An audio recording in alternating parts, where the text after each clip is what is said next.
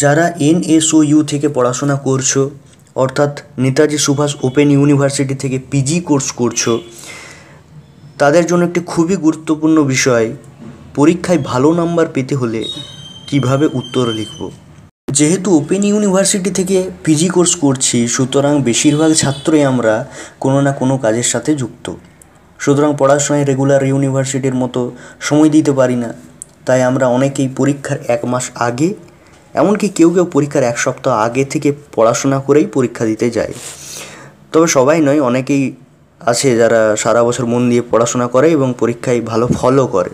আমি তাদের কথা বলছি না, আমি এখানে সেই সব স্টুডেন্টদের জন্য ভিডিওটা বানাচ্ছি যারা একদমই সময় পায় না, অন্য কাজের সাথে যুক্ত রয়েছে, পড়ায় সময় দিতে পারে না। তাদের একটা কথা আমি পরিষ্কারভাবে বলতে চাই, পরীক্ষার 7 দিন আগে থেকে পড়াশোনা করেও ভালো নাম্বার নিয়ে পাশ করা যায়, কিন্তু সেক্ষেত্রে কিছু কথা মাথায় রেখে পরীক্ষা দিতে হয়। ঠিক কী বিষয়গুলো বা কথাগুলো মাথায় রেখে আমরা পরীক্ষা দিতে যাব, সেগুলি সম্পর্কে আমি 3-4টি পয়েন্টে আলোচনা করছি। নাম্বার 1, প্রথমেই যে কাজটি করতে হবে সেটি হলো কনফিডেন্ট হয়ে পরীক্ষা দিতে যেতে হবে। সারা বছর পড়িনি, কি লিখবো, আমার দ্বারা হবে না, ফেল করব, এই রকম মনোভাব নিয়ে যদি পরীক্ষা দিতে যাও, যদি পড়েও যাও, তাও পরীক্ষা খারাপ হবে। তাই কনফিডেন্স রাখবে, পরীক্ষা ভালো হবে। নাম্বার 2, খুবই গুরুত্বপূর্ণ, খুবই ইম্পর্ট্যান্ট, এটি মাথায় রাখা খুবই প্রয়োজন। প্রতিটি কোশ্চেনের অ্যান্সার অ্যাটেম্প্ট করতে হবে। একটা 7 নম্বরের প্রশ্নও ছেড়ে আসা চলবে না। যদি এমন কোনো প্রশ্ন এসেছে যার সম্পর্কে বিন্দুমাত্র তোমার ধারণা নেই, সেটাও অ্যাটেম্প্ট করতে হবে। সেই বিষয়ের আশেপাশের যে কোনো রিলেটেড টপিক নিয়ে লিখে আসবে। যেমন কথায় আছে, দুষ্টু গরুর থেকে শূন্য গোয়াল ভালো। এখানে উল্টো কথা বলবো আমি, সাদা পাতার চেয়ে কিছু লিখে আসা অন্তত ভালো।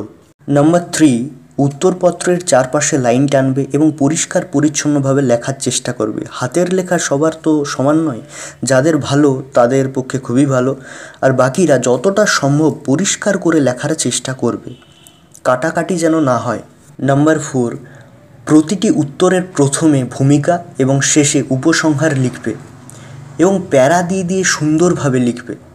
মনে রাখবে, তুমি কি লিখছো সেটা যেমন ইম্পর্ট্যান্ট, একইভাবে কিভাবে লিখছো, প্রেজেন্টেশন কিভাবে করছো, সেই বিষয়টাও কিন্তু নাম্বার পেতে সাহায্য করে। ব্লু এবং ব্ল্যাক পেন ইউজ করবে। কোনো কোটেশন বা হেডলাইনে ব্ল্যাক পেন ব্যবহার করবে। এই কয়েকটা বিষয় মাথায় রেখে যদি উত্তরপত্র সাজিয়ে আসতে পারো, তোমাকে সারা বছর পড়তেও হচ্ছে না, কিছু পদ্ধতি শুধু অ্যাপ্লাই করতে হচ্ছে নাম্বার তোলার জন্য। আশা করি বোঝাতে পেরেছি।